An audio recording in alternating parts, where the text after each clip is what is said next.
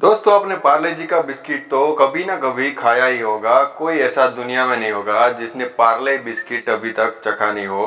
क्या आप जानते हैं जो आप पार्ले जी बिस्किट खा रहे हो उसके पीछे उसके पोस्टर पे जो लड़की है वो लड़की कौन है, और पार्ले जी बिस्किट से जुड़ी कुछ ऐतिहासिक बातें हैं जिसे जानकर आप चौंक जाएंगे। तो चलिए शुरू करते हैं। आज भारत बाजारों में तमाम तरह के बिस्किट है जिनमें लोग हल्की फुल्की भूख मिटाने के लिए खाते हैं। भले ही आज स्वादिष्ट कुकीज ने मार्केट में अपनी जगह बना ली है, लेकिन पार्ले जी की बात ही कुछ और है। आप जानते हैं, बचपन से लेकर आज तक हम वो खा रहे हैं। गर्मा गर्म चाय के साथ पार्ले जी बिस्कुट डुबो कर खाने की बात ही कुछ और होती है। पार्ले जी बिस्किट के रैपर पर हमें एक प्यारी सी बच्ची दिखाई देती है जिसे लेकर लोगों ने खूब चर्चा की है। इस तस्वीर को लेकर हमेशा 3 महिला का नाम सामने आते हैं। इसमें से पहली है नागपुर की नीरू देशपांडे, दूसरी है गुंजन गंडानिया और तीसरी है आईटी इंडस्ट्रियलिस्ट नारायण मूर्ति की पत्नी सुधा मूर्ति। लेकिन सच क्या है वो देखेंगे हम पहली बार अपनी इस वीडियो में। मीडिया में जब इस तरह की खबरें फैल रही थी तो मजबूरन पार्ले कंपनी के प्रोडक्ट मैनेजर को सामने आना पड़ा। उन्होंने साफ तौर पर कह दिया कि पैकेट पर दिखाने वाली बच्ची की तस्वीर का किसी के साथ वास्ता नहीं है। ये एक काल्पनिक प्रतिकृति है। मदन लाल दहिया नामक एक चित्रकार द्वारा 60 के दशक में इस तस्वीर को बनाया गया था।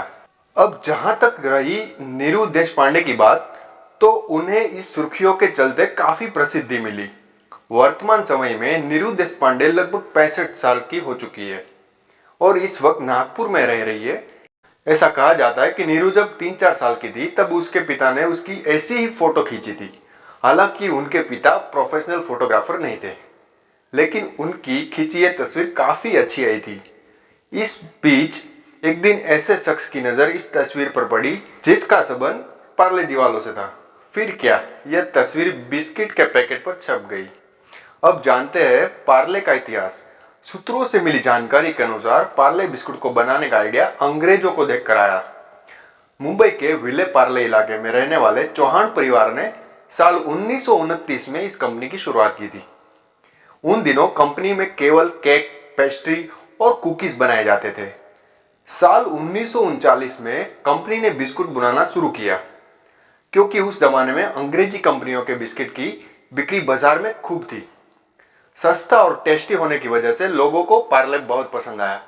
साल 2011 में नीलसन सर्वे ने पार्ले जी बिस्किट को दुनिया का सबसे ज्यादा बिकने वाला बिस्किट करार दिया था। वाकई में आज भी बच्चे से लेकर बूढ़े तक हर कोई पार्ले जी को खाना पसंद करते हैं। महज 5 रुपए में बिकने वाला ये बिस्किट बाजार में अभी भी हिट है। बात करते हैं ऐसे ही दूसरे एड के बारे में जिसको आपने देखा होगा और लेकिन आपको उसके बारे में कुछ सच पता नहीं होगा। तो देखते हैं।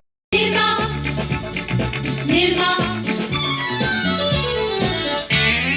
Washing powder Nirma, washing powder Nirma, दूध 90 के दशक के चैनल से लेकर विज्ञापन तक आज भी लोगों को उस दौर की हर चीज याद है।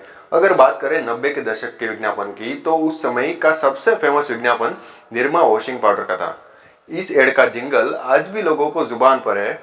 आज भी लोग निरमा वॉशिंग पाउडर को एड नहीं भूले। लेकिन क्या आप कभी इसके जिंगल के अलावा निरमा पैकेट पर ध्यान दिया है? निरमा के पैकेट पर एक खिलखिलाती हुई लड़की की फोटो है। वह कौन है? आज तक केवल उसी लड़की का फोटो ही इस्तेमाल क्यों किया जाता है? क्या आपने कभी इस बारे में सोचा है? तो चलिए जानते हैं निरमा वॉशिंग पाउडर के पैकेट पर छपी लड़की की कहानी।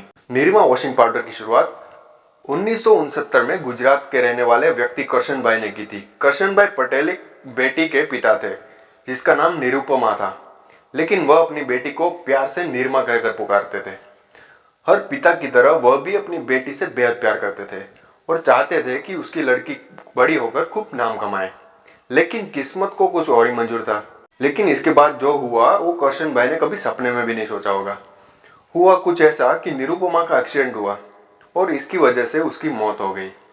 अपनी बेटी की मौत से करशन भाई बिल्कुल टूट चुके थे और इसके साथ ही उसकी बेटी को कुछ बनते देखने का सपना भी टूट गया था। लेकिन उन्होंने अपना मन बना लिया था कि वह अपनी बेटी को दुनिया में अमर कर देंगे और उन्होंने यह करके भी दिखाया।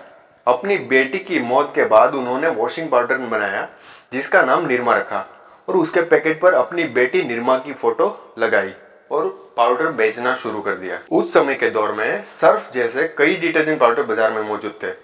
साथ ही सर्फ पाउडर लोगों को खास पसंद भी करते थे। उस समय 1 किलो का सिर्फ 15 रुपए में पैकेट मिलता था, जबकि करशन भाई निरमा पाउडर को सिर्फ 3.5 रुपए किलो बेच रहे थे। करशन भाई सरकारी नौकरी करते थे, जिसके चलते वे ऑफिस से आते आते वॉशिंग पाउडर बेचते थे, जिसके बाद लोगों के बीच निरमा पाउडर फेमस हो गया। करीब 3 साल की मेहनत के बाद उसने वॉशिंग पाउडर का फॉर्मूला बना लिया। निरमा पाउडर के बनाने से लेकर बेचने तक का सारा काम करशन भाई खुद ही किया करते थे। इसके लिए उन्होंने अपनी सरकारी नौकरी भी छोड़ दी और अपनी सारी मेहनत निरमा पाउडर बनाने में और बेचने में लगा दी। निरमा पाउडर को आम लोगों के घर तक पहुंचाने के लिए उन्होंने एक टीम बनाई। इस टीम का काम सभी दुकानों में जाकर वॉशिंग पाउडर बेचना था।